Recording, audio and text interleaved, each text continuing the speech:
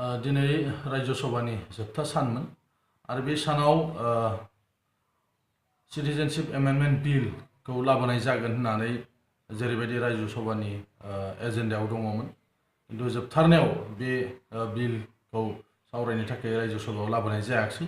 जायनि थाखाय दिनै रायजो सभायाव बे बिला पास जायाखै दा बेनि थाखाय आसामनि आरो नर्थ इस्टनि गोबां फरायसा आफादफोरजों लोगोसे गुबुन गुबुन दल आरो संगठनफ्रा गोब्राब हेंथा होनो गोनां जादोंमोन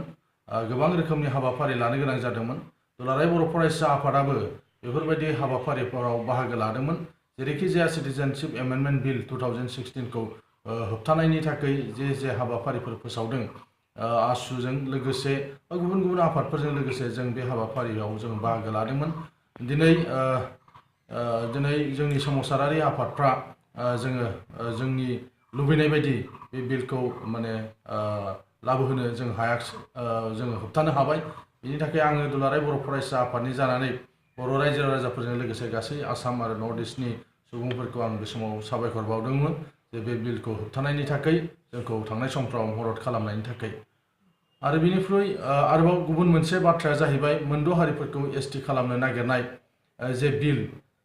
जों बयबो गिनानै दङमोन जोबथा सानाव बे बाथ्राखौ रायजो सभायाव लाबोनाय जागोन नामा होननानै जोङो मैयासिम जों नायबाय थादों जे दिनैनि रायजो सभायाव मा बिषयफोरखौ सावरायनाय जागोन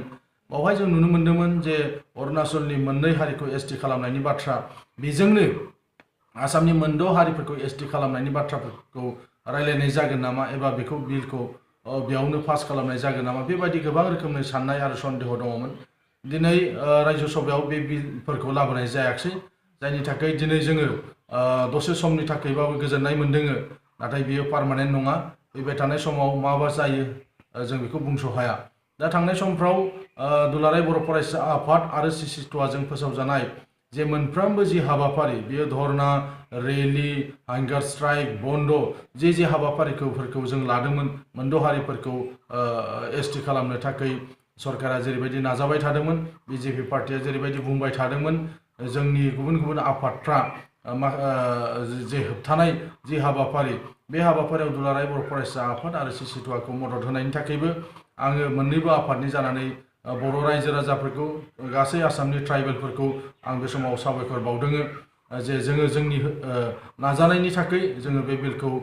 जोङो लाबोहोआजासे जोङो खामानि मावनो हादों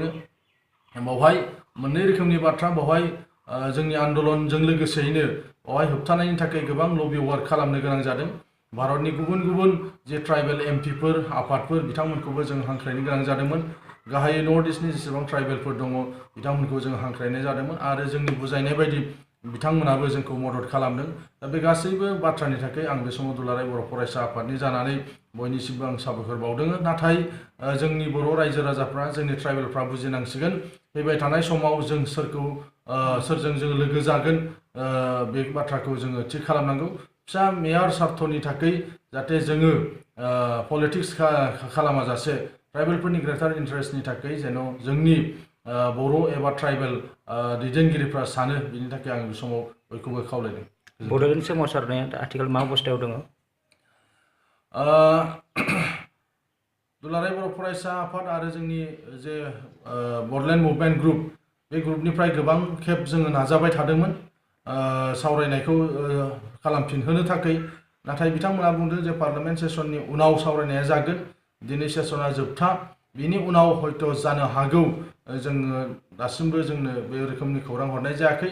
15 आरो 20नि गेजेराव सावरायगोन होननानै माखासे अफिसार्सफ्रा बिथांमोना बुंबाय थादों जेयानो जाया मानो जिहेतु जोंनि गांनाय उखैनायखौ सुफुंगोन मात्र जोंनि बड'लेण्डआल'सो बेनिखायनो दुलाराय बर' फरायसा आफाद आरो जोंनि जे मुभमेन्ट ग्रुप गुबुन गुबुन एजेन्डा थाब्लाबो जोङो आल्टिमेट जोंनि जे गल सेपारेट स्टेट बेसिम थांनो थाखाय जों नाजाबाय थादों बेयाव आरो जोंनि गासैबो दल संगठन बर'फोरनि मेलेमजिबि बर'फोरनि आफादफ्रा बेयाव बाहागो लानांगोन दिनै नंगौ सिटिजेनशिप एमेन्डमेन्ट बिला पास जायाखै 6 जनगोष्ठीयाबो रायलाय जायाखै अब्लाबो बिनिख्रुइ जोंनि जे कनसार्न मेन कनसार्न सेपारेट स्टेट बड'लेण्ड मुभमेन्ट बेखौ लानानै जोङो साननो गोनां आरो बेनिखायनो बे खम समनि गेजेराव बिजेपि बा दानि सरकारा बोरै जेंनाखौ सुस्रांगोन जोंबो साननानै आगोर मोनाखै दा जों बेखौल' जोङो बुंबोबाय थादों जे जेरैखि जाया सरकारा माबा मोनसे खालामनानै गालांनांगौ नङाबा फैबाय थानाय समाव जों बिथांमोनखौ खुनु प्रकारे जों मदद होनो हाया थांनाय 2014 मायथाइनि जे लकसभा जे बिसायख'थि बे बिसायख'थियाव जों बिथांमोनखौ सापर्ट खालामदोंमोन बिथांमोना जिहेतु इलेक्शन मेनिफेस्ट'आव बर' जेंनाखौ सुस्रांगोन होननानै बिथांमोना रादाय होदोंमोन एबार बेबायदि जे बिसायख'थि बे बिसायख'थियाव जोङो नायनानैसो जोङो मदद खालामगोन जायफ्रा गमामायैनो जोंनि जेंनाखौ सुस्रांथारगोन बेबायदि हान्जाफोरखौसो जोङो मदद खालामगोन आरो रायजो राजाफोरखौबो जों खालामनो थाखाय खावलायगोन दायो जेन' जोंनि जे जेंना बे जेंनाखौ सुस्रांनो थाखाय जिफोर आफादफ्रा जिफोर हान्जाफ्रा जोंखौ मदद खालामगोन बिसोरखौसो जों मदद खालामगोन बेनिखायनो फैबाय थानाय समाव जेन' बयखौबो सांग्रां जायो बेनि थाखाय आं बे समाव खावलायदों एबसुनि जोनोम सान फाउन्डेसन डेखौ देग्लाय बहा फालिगोन फैगौ 15 फेब्रुवारिया दुलाराय बर' फरायसा आफादनि गायसनथाइ सान देग्लाय जोङो गलाघाट जिल्ला दुलाराय बर' फरायसा आफादनि मददजों गलाघाटनि जयन्तिपुर बावहाय जोङो फालिनो थाखाय थि खालामनाय जादों गलाघाट जिल्ला दुलाराय बर' फरायसा आफादनि बोसोरसालिया जथुम्मानिजों लोगोसेयैनो दुलाराय बर' फरायसा आफादनि जोनोम सानखौ बेयाव फालिनाय जागोन लोगोसे बे जथुम्मायावनो जोङो सेन्ट्रेल वार्किं कमिटिनि मोनसे मेलबो लिंदों आरो बे मेलावनो जोंनि सोमावसारनाय आरो आथिखालनि जे थासारि बे थासारिनि गासै बाथ्राफोरखौ लानानै जों बेयाव सावरायनो थाखाय जों थि खालामदों दख'राफोरखौ जों गावबा गाव जायगायावनो बे जोनोम सानखौ जेन' फालिनो थाखाय खावलायनाय जादों आरो बेयाव जेन' रायजो राजाफ्रा बयबो मदद खालामो बेखिनिखौ जों खावलायदों